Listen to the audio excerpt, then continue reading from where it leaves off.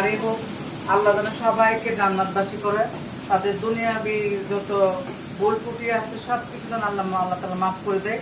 আল্লাহ যেন ওনাদেরকে জান্নাতবাসী করে। আমরা যেন সবাই এই দোয়াটাই করি, কারণ মৃত মানুষের যখন মানুষ দুনিয়া থেকে চলে যায় তখন আর কিছু থাকে না তাদের জন্য করা, দোয়া করা ছাড়া। আমরা শুধু ওনাদের জন্য এখন শুধু দোয়াই করবো। এই আর কি। গরম পড়ছে, বেশি করতেছি না, 4-5টা করতেছি। ওই যে লইট্টা শুটকি, বড় না লইট্টা শুটকি। এখন আমি ইলিশ মাছ আর গরু বস্তুগুলো আমি একটু ধুয়ে প্রসেস করে নিই, আর এই দুইটা বসায় দেবো। দুইটা হওয়ার পরে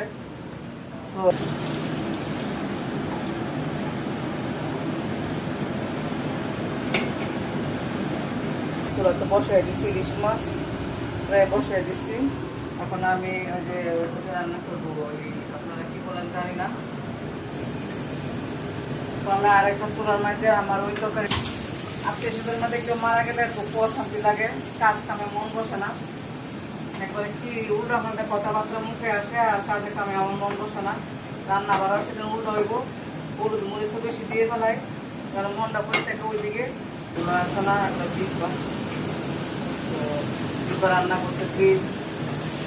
কি রান্না করবো আমার মাথা কিছু আসতেছে না। ইলিশ মাছ ফ্রাই করতেছি, সবজি রান্না করছি, শুটকি ভাজি করছি, আর জিব্বা রান্না করতেছি। তো যেটা খাবে না খেলে নাই, আমার কিছু করার নাই। আলুর ঝোল রান্না করছি, একটা আলু আর এই ইলিশ মাছের ঝোল রান্না করছি একটা।